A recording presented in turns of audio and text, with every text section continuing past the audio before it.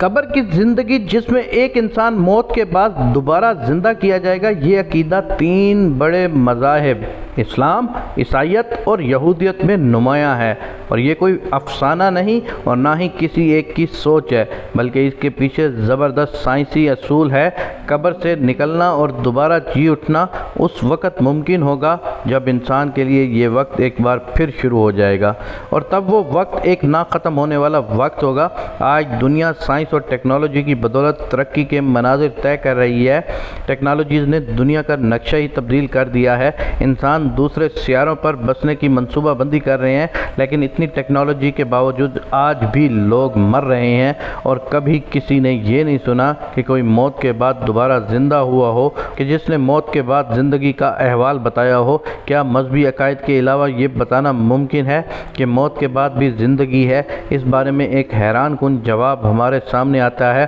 کیونکہ سائنس آج اس جگہ پر پہنچ چکی ہے جہاں ہم اس سچ کے دو بنیادی حقائق کو جان سکتے ہیں، اور وہ دو چیزیں اسپیس اور ٹائم۔ اس بارے میں کئی خیالات ہمارے ذہنوں میں آتے ہیں کہ ہمارے مرنے کے بعد کیا ہوگا، روح کیا ہے، کیا روح جسم کو چھوڑ کر عالم ارواح میں داخل ہو جاتی ہے، کیا روح قیامت تک اس جگہ قید رہتی ہے، اور قیامت کے بعد اسے دوبارہ اسی انسان کے جسم میں داخل کروا کر اسے قبر سے نکالا جائے گا، کیسے ایک جسم جو گل سڑ کر ختم ہو جاتا ہے وہ دوبارہ اپنی اصلی حالت میں لوٹایا جائے گا۔ یہ تمام باتیں مختلف مذاہب میں موجود ہیں، لیکن آج کا دور سائنس کا دور ہے، اور جہاں عقیدے سے بڑھ کر سائنسی ثبوتوں پر یقین کیا جاتا ہے، کیونکہ جو لوگ ان باتوں پر یقین رکھتے ہیں ان کا ایمان ہوتا ہے کہ یہ کیسے ممکن ہوگا، لیکن جو لوگ ان باتوں کو نہیں مانتے، آپ انہیں مذہبی دلائل سے اس بات پر یقین دلا ہی نہیں سکتے، کیونکہ وہ آپ سے ثبوت مانگتے ہیں، اور ثبوت ہمارے پاس نہیں، کیونکہ یہ ہمارے ایمان کا حصہ ہے،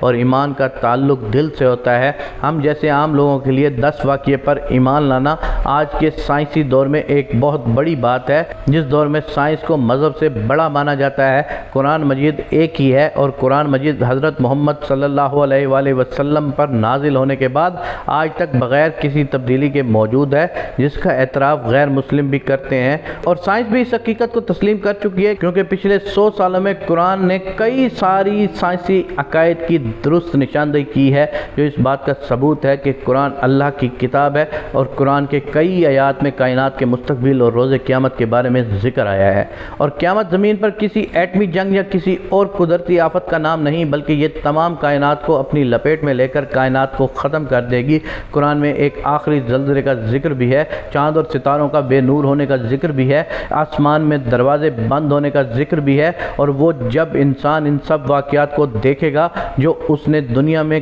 کیے ہوں گے۔ قرآن مجید میں وقت اور گریوٹی کے اس دوبارہ آغاز کے بارے میں بیان کیا گیا ہے۔ ہم نے تم کو عذاب سے جو قریب آنے والا ہے آگاہ کر دیا ہے، جس دن ہر شخص ان اعمال کو جو اس نے آگے بھیجے ہوں گے دیکھ لے گا، اور کافر کہیں گے کہ اے کاش میں مٹی ہوتا،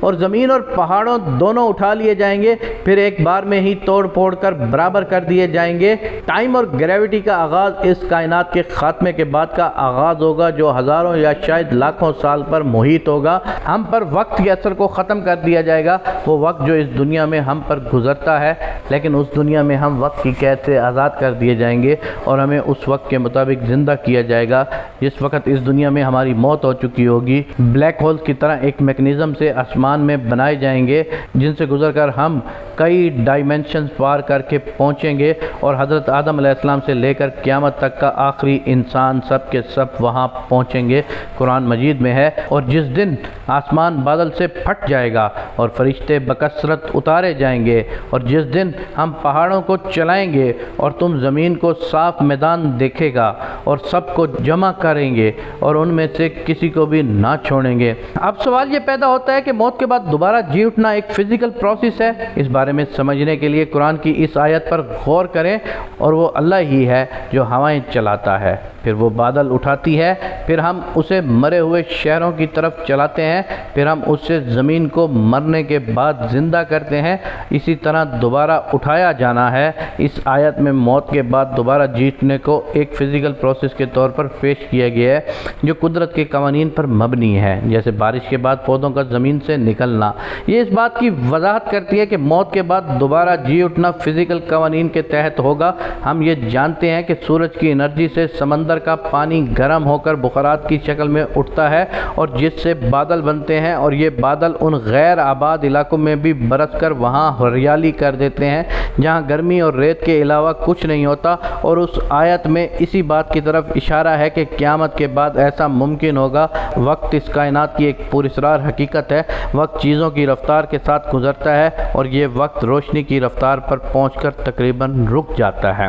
اور وقت ایک بلیک ہول کے اندر بھی رک جاتا ہے۔ وقت ہمیشہ مستقبل کی طرف بڑھتا ہے اور ہم بارش کو برستے دیکھتے ہیں، لوگوں کو بوڑھا ہوتے اور مرتے دیکھتے ہیں، لیکن کبھی یہ نہیں دیکھا کہ کوئی گلاس ٹوٹ کر دوبارہ جڑ جائے یا بارش کا پانی زمین پر گر کر واپس بادلوں میں پہنچتا ہے۔ یہ سب ممکن ہو سکتا ہے جب وقت ماضی کی طرف دوبارہ دوڑے۔ چند سائنسدان جیسے مائیکل بیری، تھامس گولڈ اور اسٹیفن ہاکنگ کا یہ ماننا تھا کہ کائنات جب سکڑنا شروع ہو جائے گا تب وقت الٹی سمت چلنا شروع ہو جائے گا۔ قرآن مجید میں اس کے بارے میں ذکر ہے، جس دن ہم آسمان کو اس طرح لپیٹیں گے جیسے خطوں کا تومار لپیٹا جاتا ہے، جس طرح ہم نے پہلی بار پیدا کیا تھا دوبارہ بھی پیدا کریں گے، یہ ہمارے ذمہ وعدہ ہے، بے شک ہم پورا کرنے والے ہیں۔ اس آیت میں وقت اور کائنات کے سکڑنے کو ایک کاغذ کے لپیٹنے سے تشبیہ دی گئی ہے، اور اس وقت ٹائم اور گریوٹی کی الٹی سمت چلنا شروع ہو جائے گا اور انسان قبروں سے نکل کر باہر آ جائیں گے